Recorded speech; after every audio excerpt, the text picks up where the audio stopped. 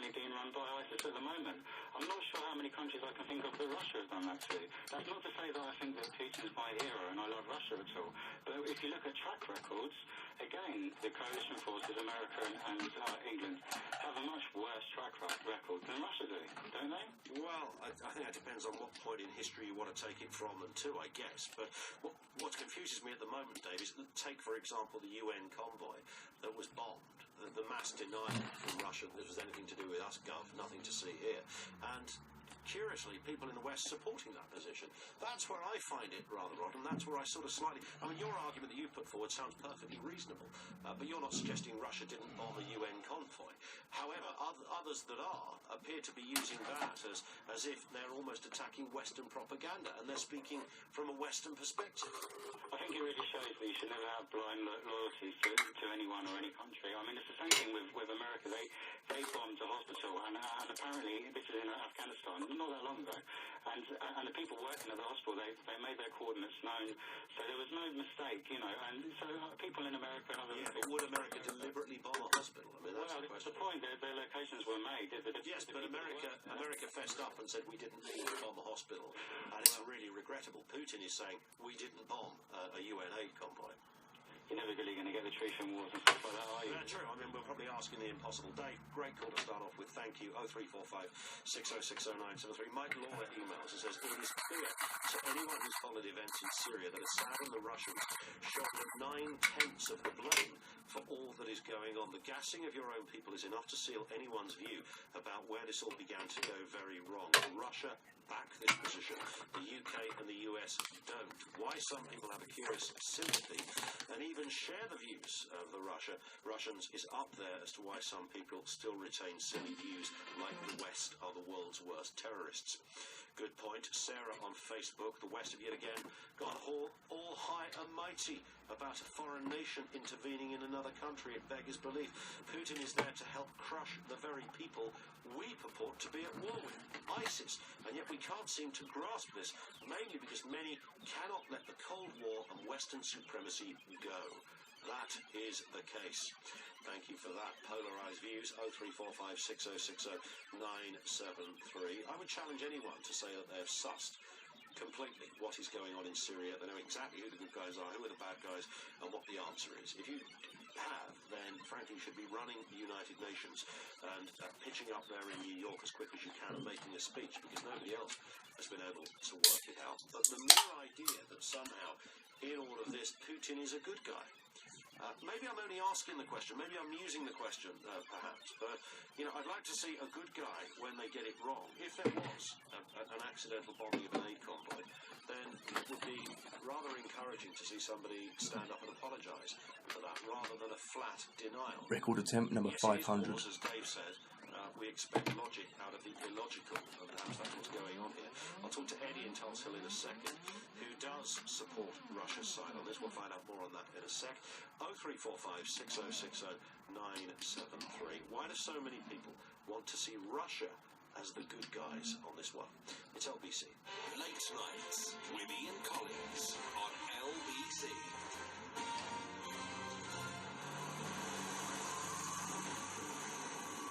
Winds are affecting the area with gusts up to 30 miles an hour. So be careful out there, folks. Now back to the studio. Thanks for that, Dawn. I'm not a hair out of place. Impressive. With Silvercrin, the UK's #1 hairspray, you're set for the day, all day. Silvercrin by Weller, for life's little dramas.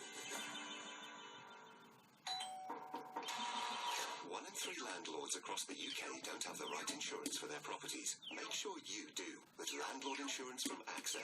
And for a limited time only, save 25% when you buy AXA Landlord Insurance. Search AXA Landlord 25 to find out more. AXA. Little things mean a lot.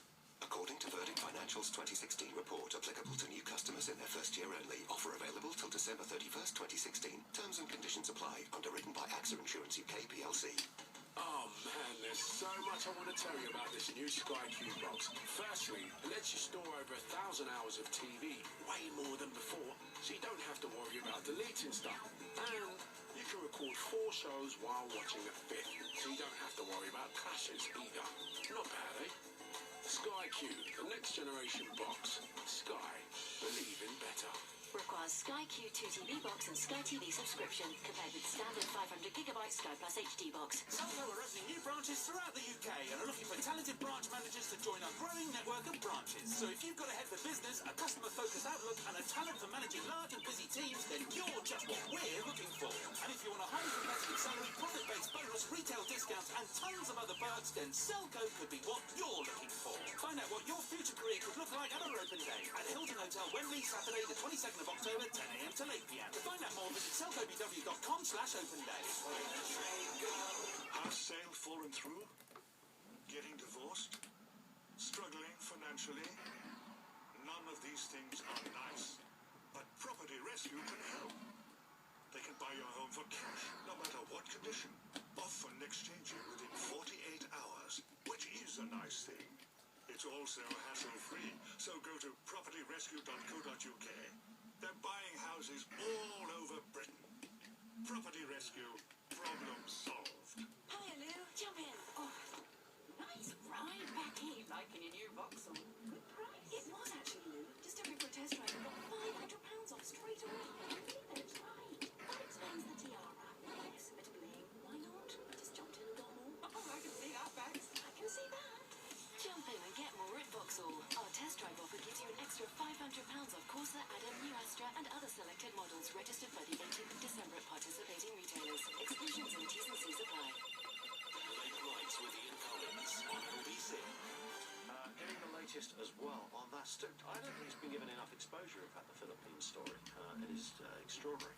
Since June, over 3,500 people killed, mostly drug users or dealers, by the police in government-sanctioned operations or by vigilante groups who the government have spectacularly ignored and said nothing to see here, just allowed it to happen. This is all part of the president's aim to try and rid the place of drugs. His way of dealing with that is to kill everyone who he thinks might be involved with drugs.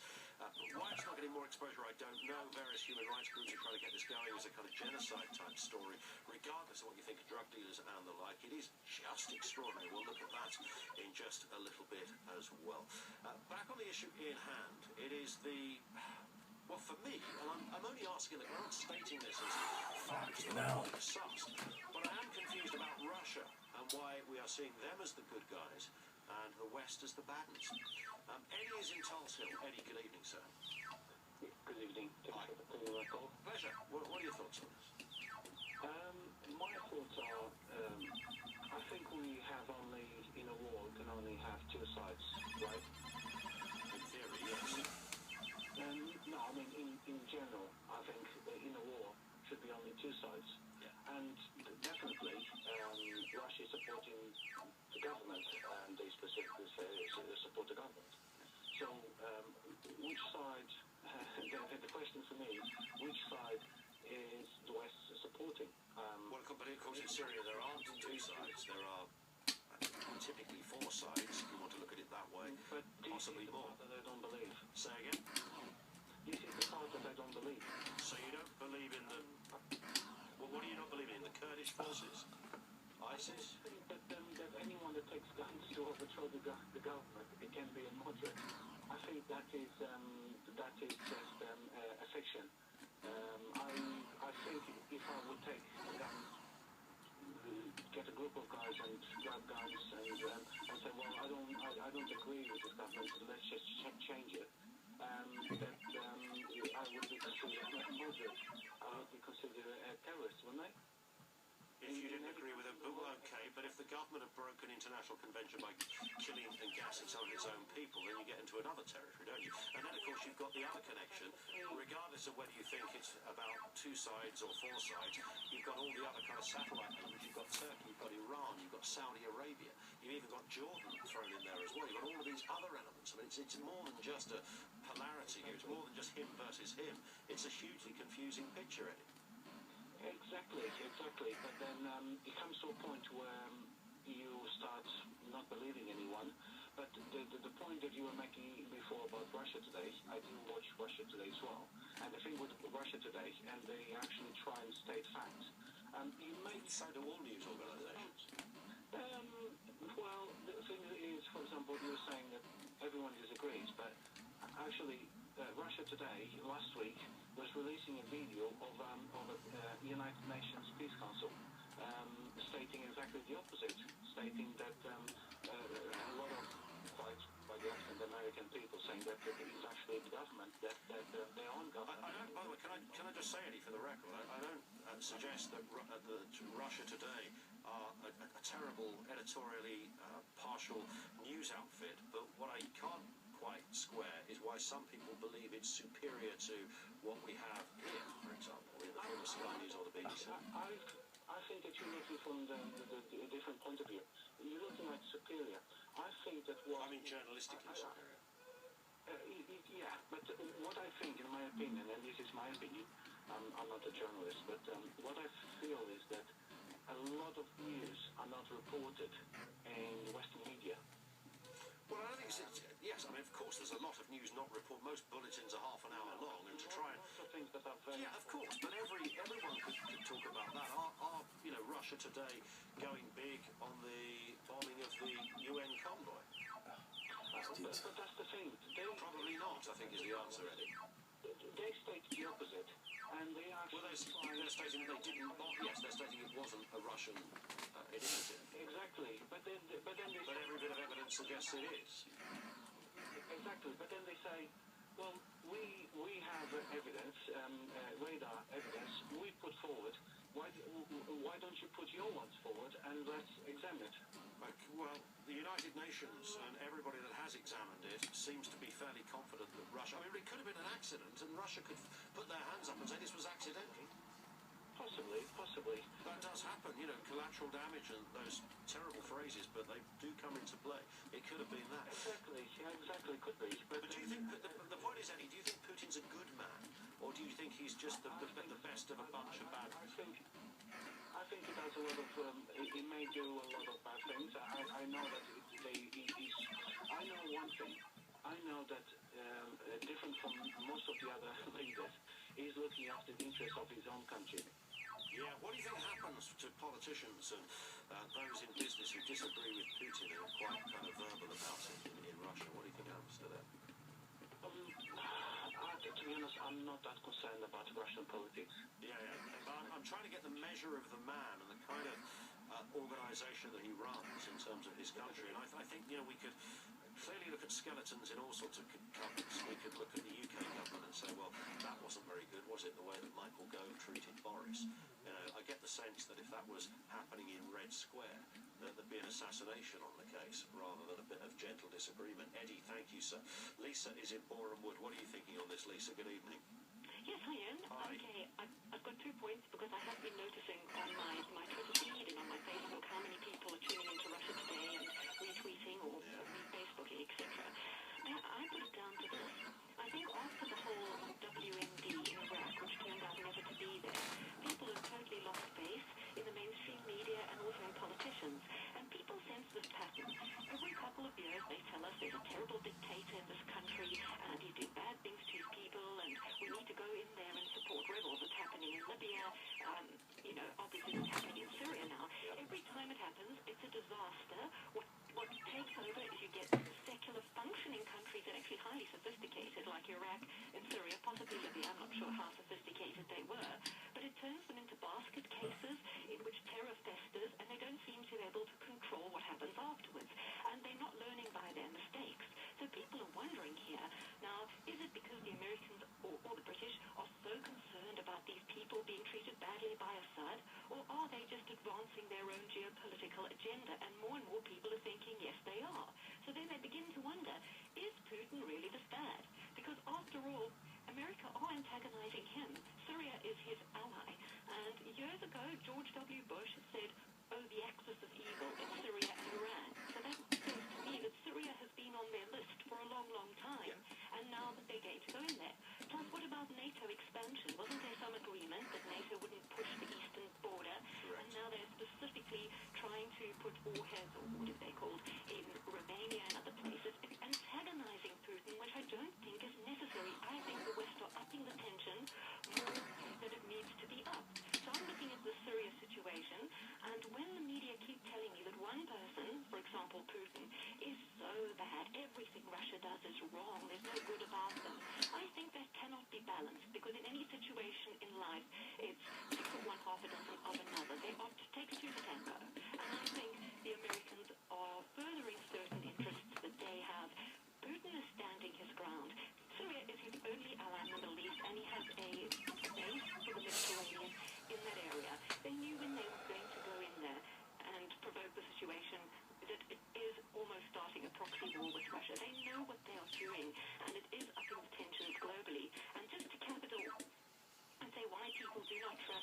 been more blatant that the television media and probably the print, but I'm going to focus on TV, are not being partial about the election in America. They will not critically evaluate anything about Hillary, but they'll take every story about Donald and plaster it around, saying how bad he is. And if you read comments all over the media, people can see, as they did with Brexit, there is bias. Not saying on LBC, because I think you're pretty good there, but there's no doubt Sky was biased towards Brexit, terribly biased towards Hillary. I defy... When you say biased towards Brexit, you mean against it? Against it, yeah. And BBC kind of made up the same with Trump, you know. It's interesting because those who claim, that the kind of more conspiracies within the media often suggest that, Sky would be the other way because they're doing Rupert's bidding in that respect. Well, see, I think it's supposed to me that it's fairly biased. And when I go and read on Twitter and Facebook and forums, and it seems that loads of people are saying the same as me. But just on the debate the other day between Donald and Hillary, I know it's not about Putin, but I'll get to that. They invite 3 people on their panel. One was Bonnie Greer and 2 others. That were all so pro-Democrat. I mean, it was clear that if Hillary was wheeled off on a gurney in the first 5 minutes, they would have still said she won the debate. And I said to my mum, no matter what happens in this debate, they'll say she won it. And it seems that so many people... Yeah, well, Now, you can hate Donald, or you can hate Putin, but I'm asking... No, I totally agree. There is a disproportionality in terms of... I don't know, I might disagree on the British media thing, Lisa, but I do take what you're saying. There is a kind of a cage, if you like, in the United States about how this stuff is reported. It's been, for years, suggested that the Democrats always come out rather well, despite what else is going on. And there is absolutely as much muck to throw at Hillary as Hillary could throw at Donald. Lisa, we have to stop there. Thank you. This comes from Dennis. This is virtually every MP who spoke in the emergency debate today in the House of Commons has condemned Russia and the Assad regime for committing war crimes. Hospitals in Aleppo have been deliberately targeted. This is a war crime. The entire population is under siege with food. Extra bastard. Medical supplies cut off. This is a war crime. Chemical weapons are being used. This is a war crime. Similarly, innocent civilians are being targeted. Those who are supporting Russia and Assad are condoning these war crimes, and shame on you, Dennis. Thank you, sir, for that. 0345 6060 973. More of your calls. Intriguing divide. Why the support for Putin? I find that intriguing. Let's take some more on that in just a couple of moments. Also this evening, The police are always here to look after people in need, but there are also lots of other people who can better help. And the most important thing is that it stops. it is the most important thing that bullying stops. How far can the police go to help? Well, there's one story. It is just horrific, deeply upsetting. There's video evidence of this as well, of where the police and the school, it appears, did not do enough. Certainly the police didn't take the right kind of action. What is going on there when we cannot deal with bullying in a school in the 21st century? And as promised, we're going to be talking in just a second about the war on drugs in the Philippines, which has seen over 3,500 people killed since June this year by the state mostly. It's extraordinary. We'll speak with a US journalist on this story in just a second on LBC. First, though, the news headlines just gone 10:30 come from Charles Rowe. The Foreign Secretary says Russia risks becoming a pariah nation over its military action in Syria. Boris Johnson's called for demonstrations outside the country's embassy in London.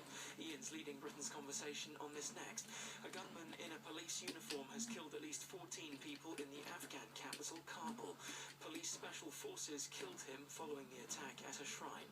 Japanese electronics firm Fujitsu is planning to cut up to 1,800 jobs in the UK. The firm has 14,000 staff here. LBC weather, cloudy for most, some showers for North Wales and eastern areas of Britain, a low of 9. A bright start for some western parts, but some showers will remain in the same areas, a high of 15 degrees. LBC.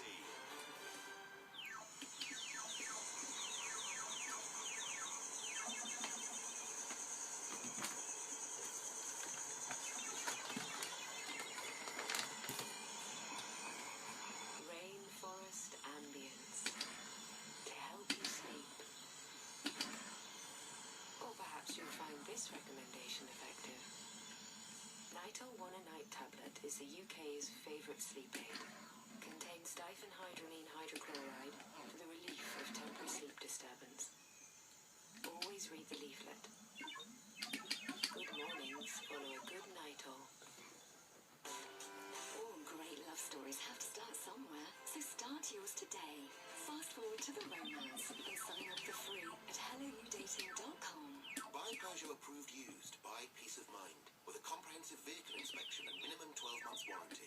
During the Peugeot approved used event from the 6th to the 24th of October, you also get a deposit contribution of up to £750 with 8.9% APR representative. Peugeot approved used. Reassurance built in. At participating dealers, terms, conditions, restrictions and excess mileage charges apply. Peugeot Motor Company plc is a credit broker, not a lender. Will only introduce you to Peugeot Financial Services.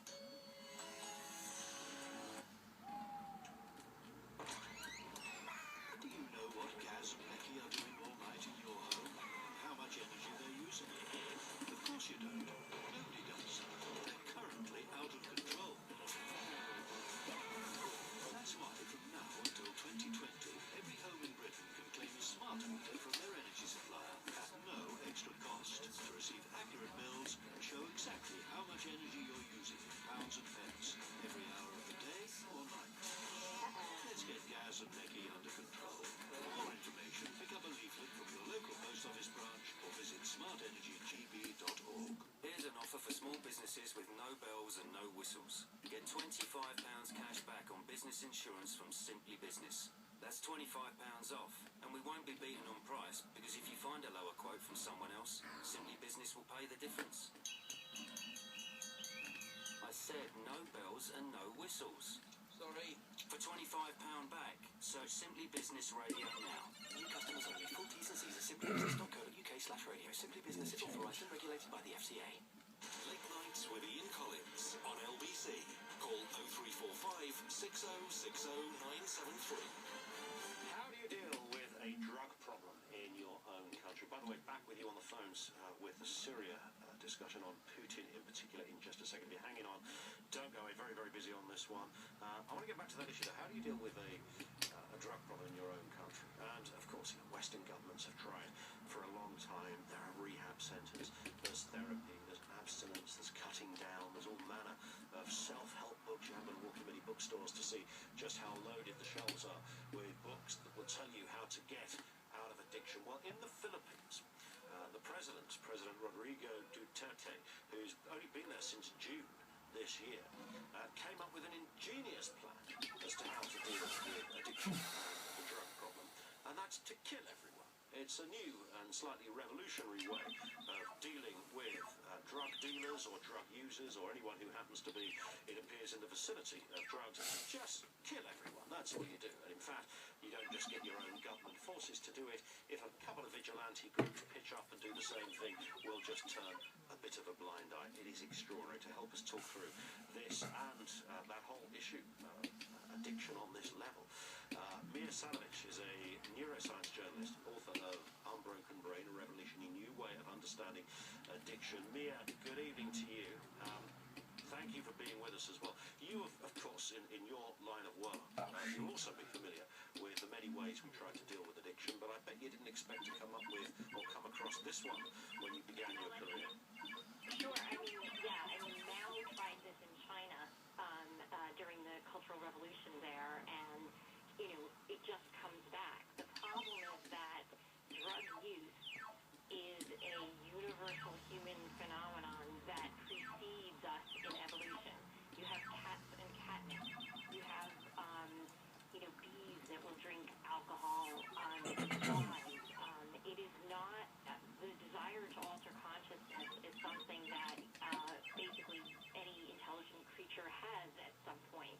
So the idea that we should kill people who use one form of substance while allowing other people to sell other equally, if not more, harmful substances is just sort of a form of racism and colonialism. And what's terrible about the way we've looked at drugs in general is we just decide, well, the drugs we like, oh, those aren't drugs. Alcohol's not a drug. Caffeine's not a drug. Tobacco's not a drug. But cocaine, oh, that's a drug. Or marijuana, that's a drug because those people use it. And, this is just a form of terrorizing people.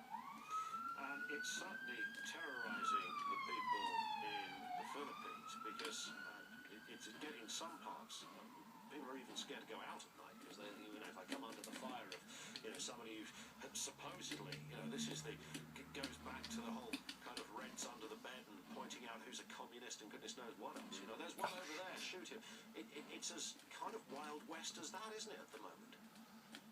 It's just completely insane. I mean, it's a way for this man to impose power on people. It has absolutely nothing to do with helping with drug problems, because drug problems generally arise when people are unhappy.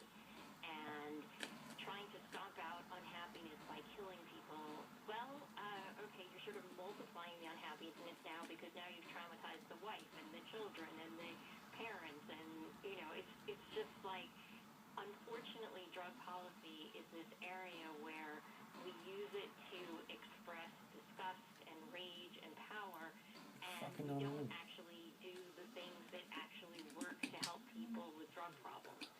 Let me just bring you this quote, which I know you're familiar with, from the President of the Philippines, who recently said, and I can hardly believe that somebody who purports to be a world leader would have said this, but these are his words: Hitler massacred 3 million Jews.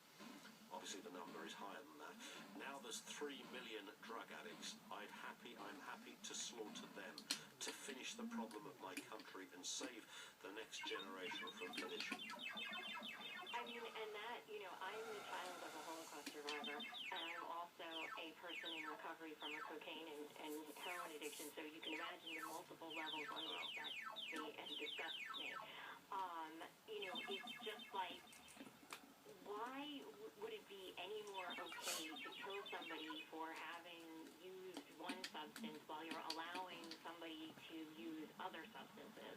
How will this prevent the youth from perdition? I mean, when you think about it, this idea that if we just get rid of this substance or that substance, people will not find ways to alter their consciousness that are dangerous, is just stupid. There are kids who will choke each other in order to get high. It's called the choking game. That doesn't require any drugs at all, and it will kill you. Do you think, and what's interesting about this, and I'm sure it came as no surprise, is that he seems to have quite a lot of support from his own people? Yes, well, what you can do if you are smart and evil, basically, is stir people up against a common enemy. And if you convince people that drugs are causing murder, are causing harm to children, are doing all these terrible things, you can get people to focus on trying to kill or harm the people who use and sell drugs as a way to get at those larger problems. The problem is, if you're trying to stop crime by committing more crimes, it doesn't really work very well. In terms of, I mean, you're right about the addiction thing, obviously. I mean, this is your field, I know. But many would say, well, there is such a thing as drug wars. People are gunned down in the streets in your country, in our country, and clearly in the Philippines. There are battles, there are turf wars, there are wars in all kinds of grisly areas around drugs. We don't seem to see that with alcohol or tobacco, so drugs are, narcotics are very different. Tobacco are illegal. We saw those around tobacco. We saw those around alcohol during Prohibition. Your country wasn't dumb enough to try that, but we did, and we saw exactly the same kind of crimes around alcohol distribution. We created our mafia, basically, by prohibiting alcohol, which we're still dealing with. And so, you know, the idea that these substances create these problems, no. Anything that's really expensive that people want will create these problems if people will, you know, if the market cannot be stopped by force, basically. Sure. Just a final point here. I would imagine, I mean, I don't know if there is a Filipino equivalent of Maya Salovich who's trying to get their point across to the president. I'd imagine he wouldn't last very long if he tried to make that point over there. No, I mean, I know there was one senator who tried to stand up to him, and I'm not exactly sure. I know she got demoted or something, but I mean, she's an incredibly brave person to do that. And yeah, no, there's certainly non-governmental organizations and lots of people who are just terrified, and rightly so. I mean, I just admire anybody who has that courage to, you know, to do that and to do the right thing when faced with essentially a Holocaust. Maya, thank you for being with us. Maya Salovich, neuroscience journalist, author of Unbroken Brain, a revolutionary new way of understanding addiction. It's just extraordinary. There was another story that he was going to do the same with cigarettes, but who knows? Tackling it by a mass killing. And his words again, Hitler massacred 3 million Jews. It was actually 6, but his misused words. Now there's 3 million drug addicts. I'd happy to slaughter them, he says. Finish off the problem. Wow, that's a world leader. 0345 6060973. Back to issues mainly domestic. They have a domestic angle, of course. We're talking Syria, but particularly what I find rather curious, what appears to be the understanding of President Putin, something I never thought we'd see. Dave is in Heathrow. Help me out here, Dave. Good evening. Hey, Ian. Hi. I've got one for you, Ian. Yeah. If Mr. Obama trips up tomorrow morning and breaks a leg, you know who the usual suspect will be, won't you? Go on. Be Putin, eh? Putin caused it. Or Russia caused it. So you think it's just the easy way is to always blame Russia? Of course, Ian. They have to have an enemy, Ian. The Americans have to have an enemy. American economy depends on defense. Oh. Well, the enemy. Yes, I mean it's fair to say when it comes to having an enemy, we could argue the same point about Russia, couldn't we? They also want to have an enemy. Yeah, we could. But also the lady before the break, she said it all. She said it all, Ian. And I'll just add to that. Right? If you're not playing ball with the Americans, you become the enemy. The Americans support terrorism when it suits them. Well, they've had. I think every country, and we have to look for consistency, don't we, in our governments. And we're never going to get that because sometimes you have to somehow break bread with people who might naturally have been or once been your enemy in order to make sense of a different kind of story. Yeah, that happens all over the place. One step further. The West goes one step further.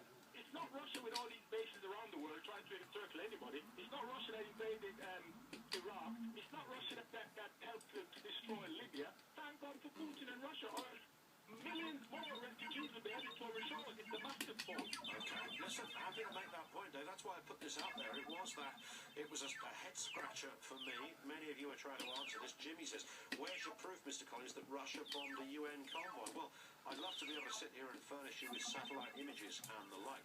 Based on probability, and I have no bias, I've got no dog in the race, as they say on this one, but just looking at where all laws of probability lie at the moment, it is with Russia. That seems to be pretty much a global view. You could say that global view is rigged and biased. Fine. It seems to be a United Nations view as well. You could say that's also rigged and biased. Fine. I'm simply basing it on the information that we have at the moment appears to show that that is the case. I would be totally relaxed about Russia saying, sorry, it was an accident, when this happened in all manner of military endeavours where collateral damage has gone into even more unsavoury territory with bombings of hospitals or schools or whatever. Usually the side that have done that have said, we're very sorry, this was not meant to be. It's quite futile and baseless sometimes, that apology, but it's the best they can do. We're not really getting that with Russia. I'd love to see the proof that they didn't, for that matter, but I know that's a slightly harder construct to try and put forward. 0345 6060973, which had to sue in Paddington in just a second. You're listening to LBC. Late Nights with Ian Collins on LBC.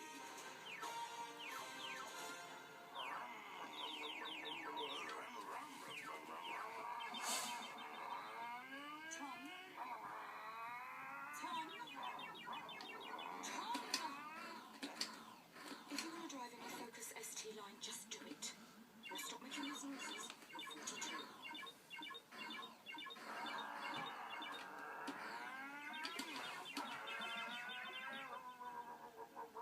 Can't wait to test drive the new Ford Focus ST line? Come to our test days event from the 19th to the 23rd of October 2016 at your nearest participating Ford dealer. Ford, go further. SkyQ is brilliant. You can get these mini boxes that let you access what's on your main box in any room, even your recordings. And they don't need connecting to your dish, so you don't have to mess around drilling holes or anything. Plus, when you're out and about, you can watch recordings on your phone or tablet without 3G, 4G or Wi-Fi. Sorted. SkyQ, the next generation box. Sky, even better. Requires SkyQ Box, Sky TV, SkyQ multi-screen subscriptions and SkyQ Minis. Save selected recordings from last 90 days to compatible tablet connected to home broadband. Mobile app coming 31st of October. Do you have a chronic lung disease like COPD, bronchitis, emphysema, or asthma? Flu on top flare-up of health conditions like these can easily develop into something very serious and land you in hospital. That's why the flu jab is free for you. You need it, so don't put it off. Contact your GP or pharmacist to get your free flu jab now. NHS, we're all here to help you stay well this winter. Landlords, Direct Line guaranteed to beat any quote for the same cover. Can your landlord insurance do that? Search Direct Line Landlord. New customers only. Qualifying criteria apply. Underwritten by UK Insurance Limited. Hi, Lou. Jump in. Right back in. Liking your new Vauxhall. Good price. It was actually, Lou. Just took it for a test drive and got £500 off straight away. Can you believe it? That explains the tiara. Yes, better believe. Why not? Just jumped in and got more. Oh, I can see that, Bex. I can see that. Jump in and get more at Vauxhall. Our test drive offer gives you an extra £500 off Corsa, Adam, New Astra and other selected models registered by the 18th of December at participating retailers. Exclusions and T's and C's apply. If you forgot your mum's birthday, never mind. Sing her flowers and she'll gasp, oh how kind. And when your best mate gives birth to the biggest baby on earth, sing her flowers and she'll grimace, I'll be fine. Sing Flowers. Fresh, hand-tied bouquets delivered the very next day with easy online ordering. Go to singflowers.com. Sing flowers are amazing every time. Exclusions and order deadlines apply for next day delivery. See website. Late nights with Ian Collins on LBC. When I was in the press gallery at Westminster and spent some time there covering these kind of debates, watching various ministers sometimes toe the line, often go slightly off-piste, but just looking at how we kind of carve up, I suppose, if you like, between left and right, and when it gets more international, sometimes there's a consensus, not always. I often used to look at these guys and wonder whether there'd been kind of a secret briefing where they were told, this is the line you must take, and if you don't take that line, then frankly, all hell will break loose, and 1,000 horrors will be bestowed upon you, etc. I often think about that kind of conspiracy angle, I suppose, to look at it one way. And you've got to remember, front bench material, whether it's on the left or the right, whether you like them or not. I mean, Boris Johnson, people love to talk about him being a buffoon, a clown. The man has a brain and an intellect the size of several universes. That's not in denial. He knows his territory, he knows his fodder when it comes to foreign affairs. He spent years as a foreign correspondent prior to getting into politics. And I look at Boris and I was wondering, I was thinking, has he sat there with the powers that be and the spooks been told, right, this is what you've got to say, this is the line you've got to take. And do you know what? I genuinely, from years of covering that kind of stuff at Westminster, I never thought for 1 second that these guys were being kind of, if you like, taken into a quiet room and given a stern talking to. Now, many will automatically sing from a certain hymn sheet. There is a government line, that is for sure. But the idea that very many of them ever got up there and just told a pack of lies, well, you might not agree with them, that's another thing, was something I struggled to really concur with. Many do. Many think it's exactly that. But it's just very easy to do that. Some you can only call with the truth. I get that too. 0345 6060 973. Paul is in Greenwich. Paul, hello. Hi, good evening. Good evening, sir.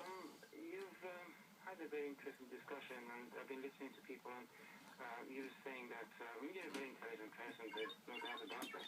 But then you say that you're dumbfounded about the reason why people are not supporting this idea that Assad is killing his own citizens, or that, why there is no protest outside the Russian embassy, and why there is no protest for Antigua and that. Well, there's a reason that people don't trust our foreign minister, is Boris Johnson, and likes him, didn't like him. Because for the past 5 years, we've been told that Assad has been killing his own citizens, and to assist Assad... Like his dad, in that respect. He just sort of carried on the legacy, isn't he?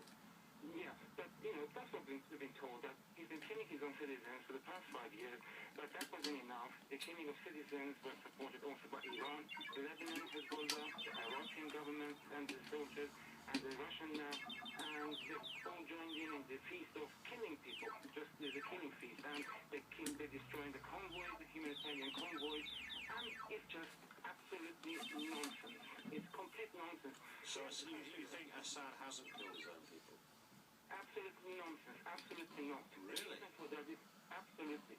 The reason for that is quite clear. So you don't, when gas was used back in 2013, when chemical weapons were used on his own civilians, you're denying that ever happened? No, the chemical weapons was used, but was not used by Assad against Syrian citizens. It was used by the so-called rebels, these terrorists, in order to stage Assad as being their culprit. So they set it up to make Assad look bad? 100%. Really? It's been going on, absolutely. Absolutely. And the Syrian people... You don't really believe that, Paul. In a minute you're going to say to me, no, I didn't really mean that. It was just a way of winding you up. You're going to say that to me. No, Assad hasn't killed any of his own citizens. That's your line. No, it has... Right, okay, that's interesting. All right, I'll let that hang on. You carry on. The reason for that is quite logical. I mean, you went on about balance of probability, and the balance of probability, you calculated that the Russian government must have been destroying the convoy, but they denied it. On balance of probability, and you're going on about the satellite images. There is no satellite images. No, I didn't mention satellite images. I think the caller mentioned. So I said, I wish I could furnish you with satellite images, which clearly I can't. And if somebody were to call me and say, do you know what, it's absolutely unequivocal, clear-cut, there's no way Russia could have bombed the convoy, then fine. But at the moment, all the evidence seems to point in that direction, Paul, including from the United Nations. Not at all. Not at all. In fact... Are the United Nations lying? The United Nations is... They might be, by the way. I don't hold full faith in the United Nations, to be fair, but on this occasion, do you think they're lying?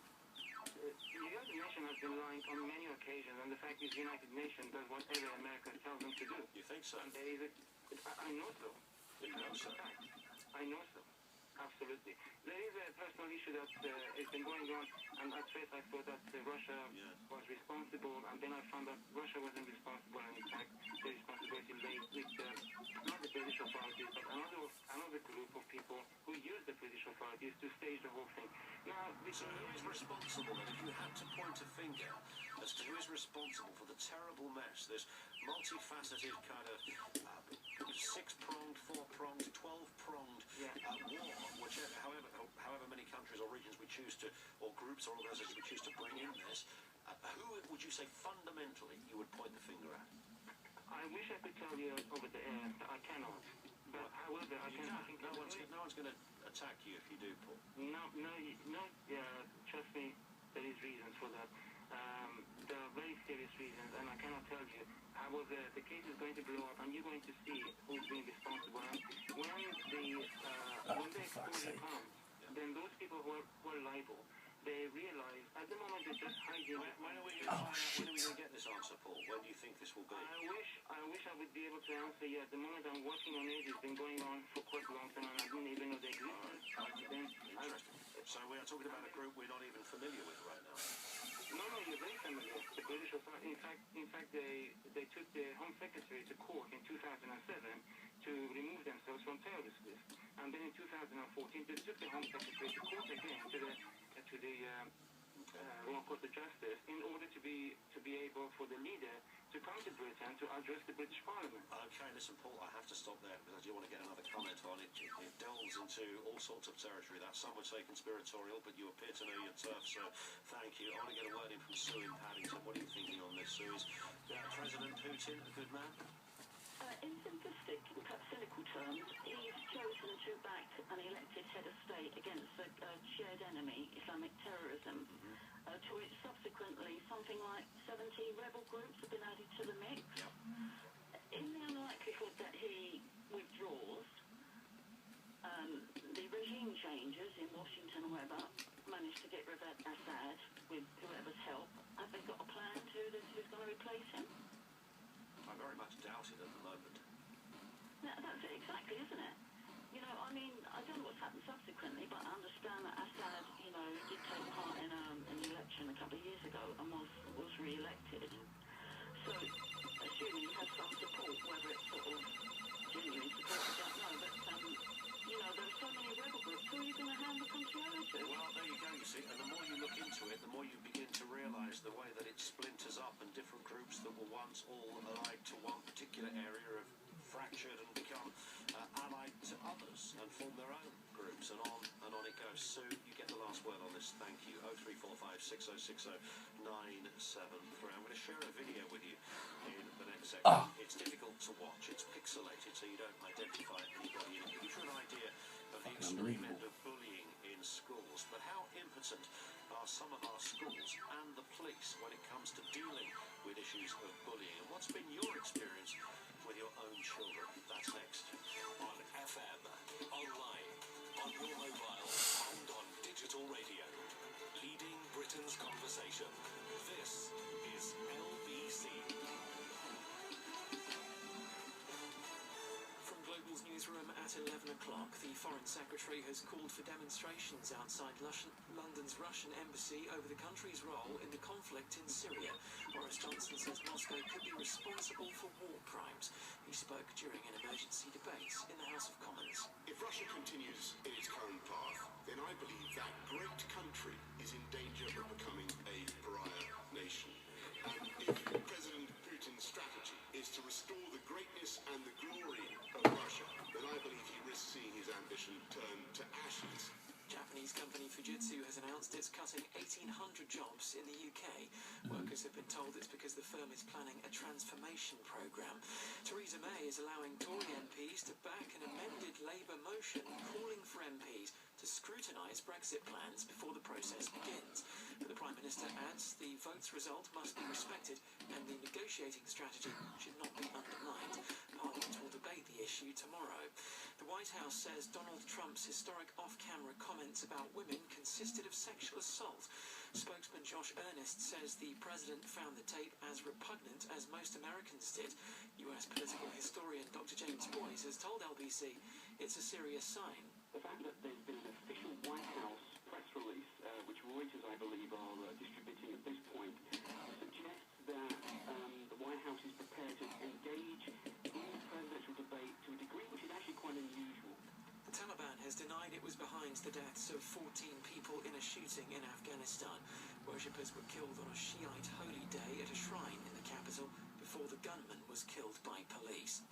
A senior police officer says he feared some England fans would die after Russian hooligan attacks at Euro 2016.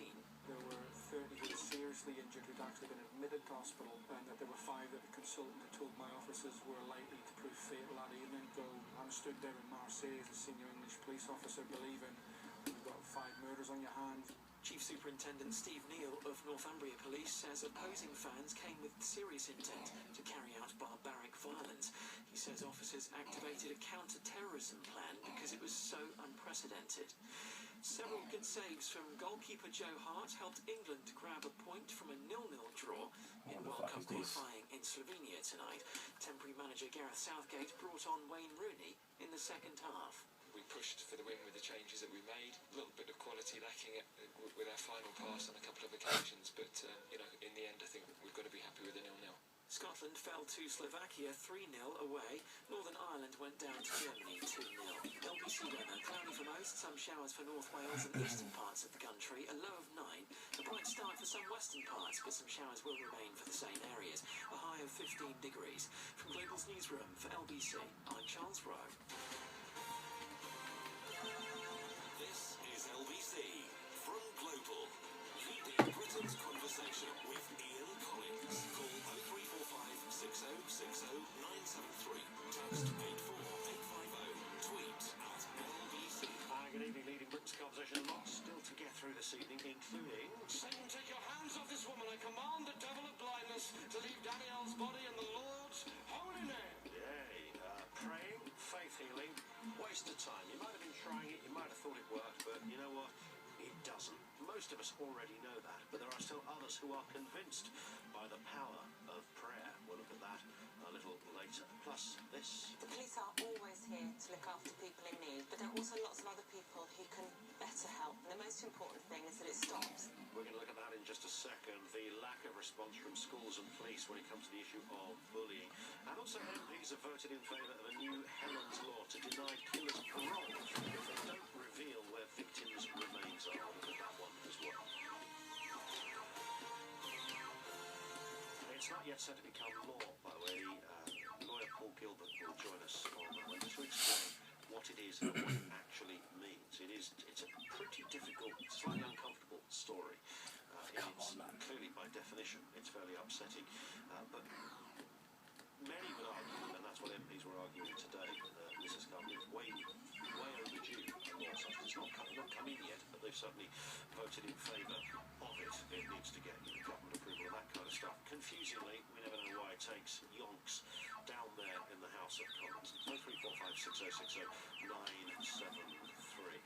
What has been the response? If you've had, and this is it's a very difficult subject, obviously. I can't think of, I was never bullied at school. Couple of incidents where you might have got a smack in the chops, or somebody kicked you in the whatsits, or pushed you off your bike, or something like that. I think probably something like that happened within 5 years of being at high school. I guess at some point that would have been the case. Fucking hell. I wasn't a bully, but I never was bullied. I was an archetypal in-betweener, if you like. The hard kids I sort of got on all right with. I was scared of them, didn't say very much. But they never bothered me. And the other kids were a bit more vulnerable. Got on very well with those guys too. Right in the middle. Is that a good place to be? Maybe, possibly. The cases of bullying were, when I remember it, I don't remember anyone ever getting expelled or excluded, whichever word you choose to use, for bullying while I was at school. I simply don't remember that happening at all, but I do remember some really awful cases of people getting bullied and very little happening. And then since I've been doing this job, I've been told consistently that it's all been solved and settled and nothing to see here any longer, because we've sorted out the issue of bullying, and schools have got a very, very swift and robust approach to anything such as this. I'm sure some schools are really good at it, but what we do know is that schools don't very often like to exclude a pupil for good. A couple of reasons for that. One is you don't want to be the person that denies a child their entire future education based on what could have been a blip in their life. It might not define them as a bully. They might have been going through a phase. What are you going to do? Say, that's it, no education for you for 5 years, and your life will be worthless for the remainder, criminal record, etc. For others, and I think this is probably, this is not a qualified view, but it's certainly a view that I wonder, having done phone-ins on this, I think schools are just scared of losing their Ofsted status, frankly. I think that's partly what's going on here. They're scared of being marked down, being told that you're a bad school. There's bullying goes on in there, so people don't want to send their kids. There's a video that I'm going to put it onto, I tell you what, I'll put it onto our Facebook page, because it's probably easier for you to watch it on there. If you go to facebook.com/Ian Collins UK, facebook.com/Ian Collins UK, you do have to tick the word like, as in to join the page. But it tells this story really rather well, of a young girl who is clearly on the receiving end of some bullies. It's a violent attack. It's shocking. You might not want to watch it. It's all pixelated. And it's horrible, but it's there if you want to see it. And just look at that image.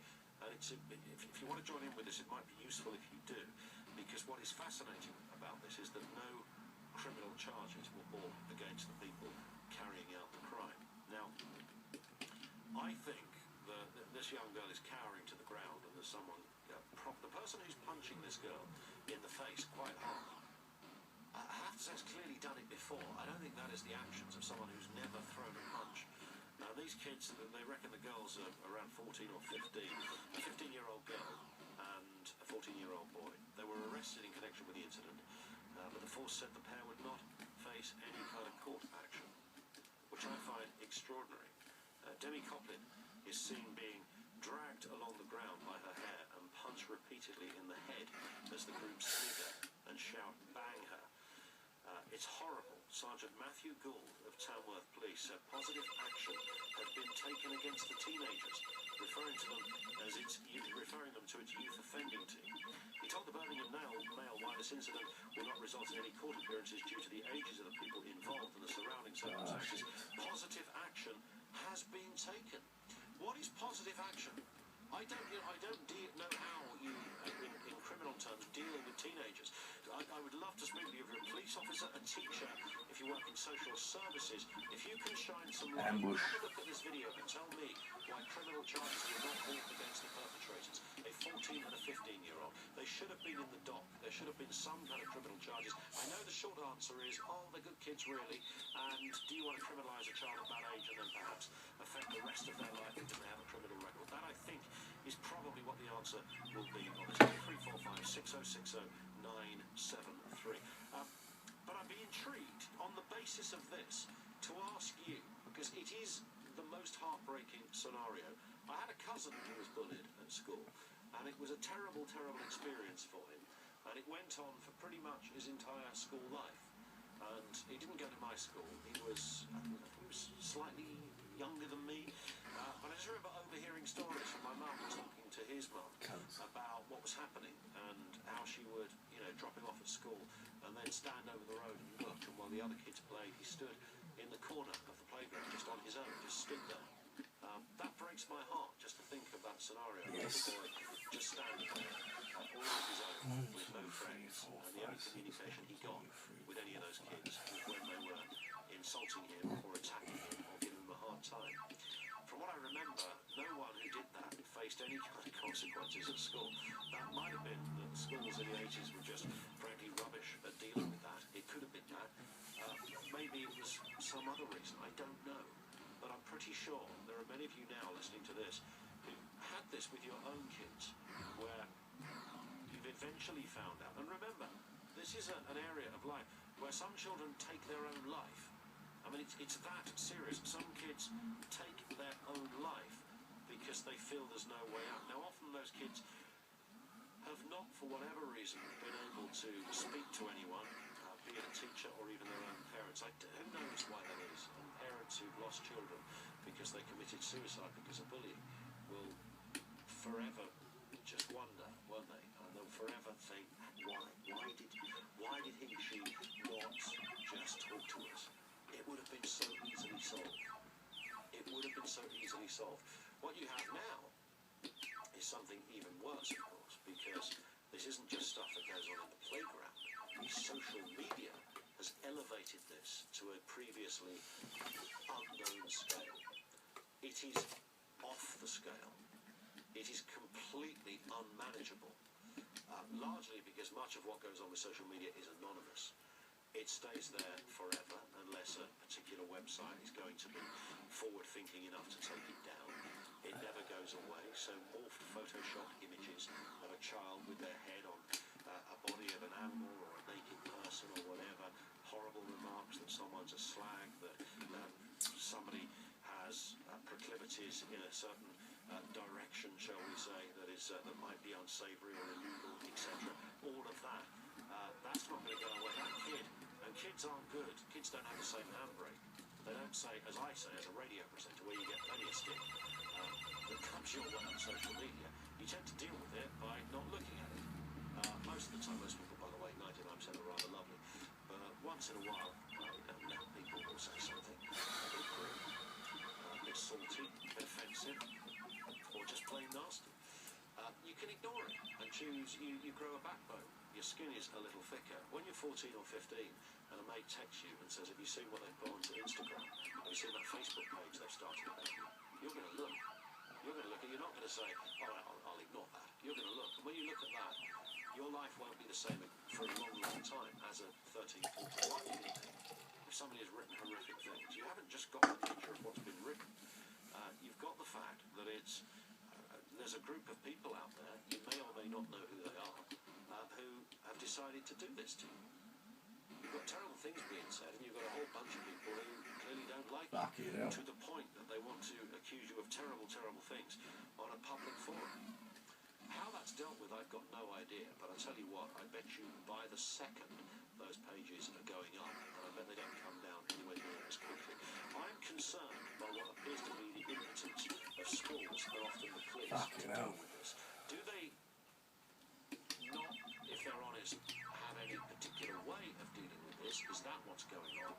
Are they just scared witless that the Ofsted report will throw them a baton, so they're not going to be taking this too public because they don't want their reputation to be dragged through the mud. When it comes to the police, and I would imagine the police, by the way, I have every sympathy with. I do a bit of work with the police, and I know that when you talk to police officers, they are a multi-agency kind of affair now. You know, they're dealing with mental health, they're dealing with A&E, they become paramedics, they become police officers, they become social workers, they become firefighters, they become teachers, they become just about everything. And there's no additional rate of pay for any of that, by the way. Good cops tend to find themselves taking on all those, but they can't do everything. They can't be the teacher all the time. So I sort of have sympathy with the police in some respect, but I'm intrigued as to just how bad, from your own experience, you feel this problem is in terms of the lack of anyone being able to deal with it.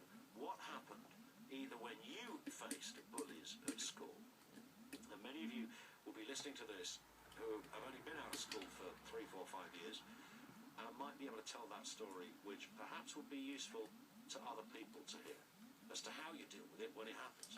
But if you're a parent, where I can't imagine how the idea of my little boy starting school and getting bullied would be so heartbreaking, I'd be so angered, I would be so beside myself with wanting to do something, but I wouldn't know what to do, because you can't take things into your own hands. You can't go around whacking a kid because they whack your kid, etc. That's not the right thing to do either. But you'd have all those feelings, wouldn't you? And for the school not to deal with it would be the final insult of the whole thing.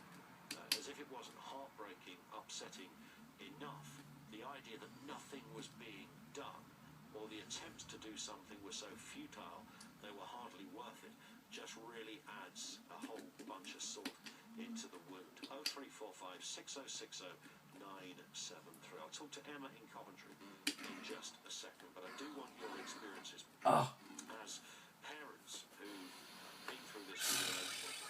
If you were the person that was bullied, whether you're a teacher, social worker or copper, and explain to me, the social media element of this is frankly fascinating, because I don't know how you would police that.